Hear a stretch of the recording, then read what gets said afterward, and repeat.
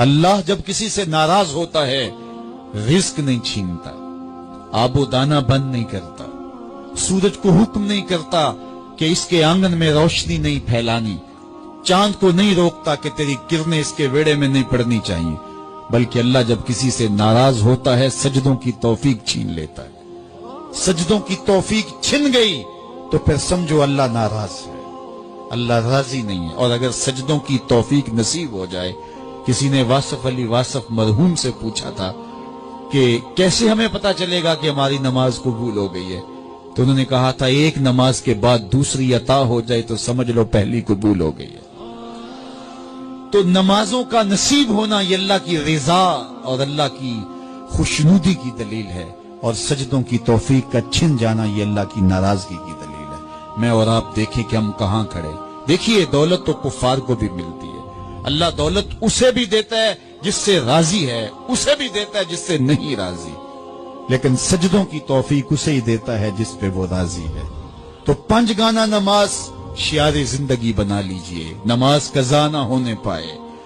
قیامت کے دن بے نمازی اس صف میں کھڑا ہوگا جس صف میں نمرود کھڑا ہوگا، جس صف میں حامان کھڑا ہوگا، قارون کھڑا ہوگا، شداد کھڑا ہوگا۔ مجھے بتائیے ہم میں سے کوئی یہ گوارا کرتا ہے ہم اس صف میں کھڑے کر دیے جائیں جہاں دشمنان خدا کھڑے ہوں؟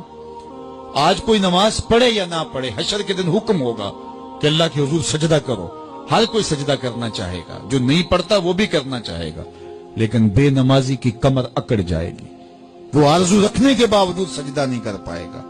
قرآن بتاتا ہے کچھ لوگ جہنم کو دھکیلے جا رہے ہوں گے، انہیں کچھ لوگ پوچھیں گے ما سلککم فی سقر، تم جہنم کو کیوں جا رہے ہو، کیا ہوا تمہیں؟ تو وہ جواب میں کیا کہیں گے؟ لم نک من المصلین، ہم نماز نہیں پڑھا کرتے تھے۔ سب سے پہلا حساب قیامت کے دن جو بندے سے لیا جائے گا وہ نماز کا لیا جائے گا۔ پہلا سوال بندے سے یہ ہوگا۔ یا چڑیاں بھی رب کی تسبیح بولیں اور اشرف المخلوقات سویا رہے، جب صبح کا وقت ہوتا ہے حشرات الارض بھی بلوں سے نکل کے رب کی تقدیس کے ترانے پڑھ رہے ہوتے ہیں، درختوں کی شاخوں پہ چڑیاں پرندے وہ بھی اللہ کی تقدیس کے ترانے پڑھ رہے ہوتے ہیں، حشرات الارض بھی اس کی تقدیس کے گیت گا رہے ہوتے ہیں، اور اشرف المخلوقات خراٹے لے رہا ہو، اس سے بڑی بد نصیبی کیا ہو سکتی ہے؟ آئیے 5 گانا نماز شعار زندگی بنا لے۔ اس مجلس میں اگر کوئی بے نمازی ہے تو آج عزم مصمم کر کے یہاں سے لوٹے کہ آج کے بعد نماز نہیں چھوڑوں گا، اور اگر آپ